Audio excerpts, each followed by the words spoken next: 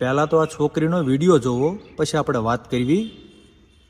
આ એ છોકરીઓ છે જે મા બાપ સમજાવતા હોય ને મા બાપની વાત સમજતી ન હોય અને કહેતી હોય કે મારી આઝાદી છે ને હું જેમ ફાવે ને એમ કરું.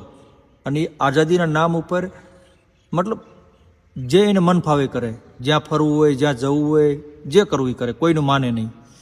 અને પરિવારના હાથમાંથી જે છોકરી નીકળી જાય ને, આવી છોકરી, પછી હું એવું માનું છું કે પરિવારના મા બાપને કે લોકોને આવી છોકરીને ફરીવાર કંઈ આનું થાય ને તો આને પાછી ન લેવાય.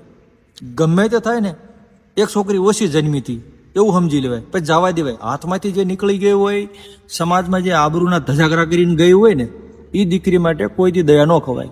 દીકરો હોય તો ભલે, પણ બાકી એના માટે દયા ન ખવાય.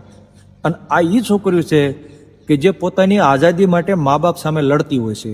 મને ઘરમાં મતલબ રાખે છે, મતલબ મને આઝાદી નથી આપતા બધી રીતે, અને આઝાદી આપ્યા પછી આવું પરિણામ થાય.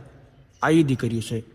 એટલે હું તો એવું માનું છું કે મા બાપને પછી આવી છોકરીઓને સપોર્ટ જ ન કરાય, એને ઘરમાં જ ન કરવા દેવાય, કાઢી મુકાય, વ્યતી થતું જ્યાં જાવ ત્યાં જા.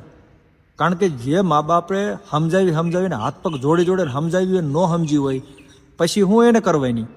મા બાપની આબરૂ ઇજ્જતના ધજાગરા કરીને આવે પાછી, એને શું કરવાય નહીં. તો પહેલાં નથી ખબર પડતી કે પહેલાં વિચાર કરો કે મા બાપની મારી આબરૂ ઇજ્જતનું શું થશે.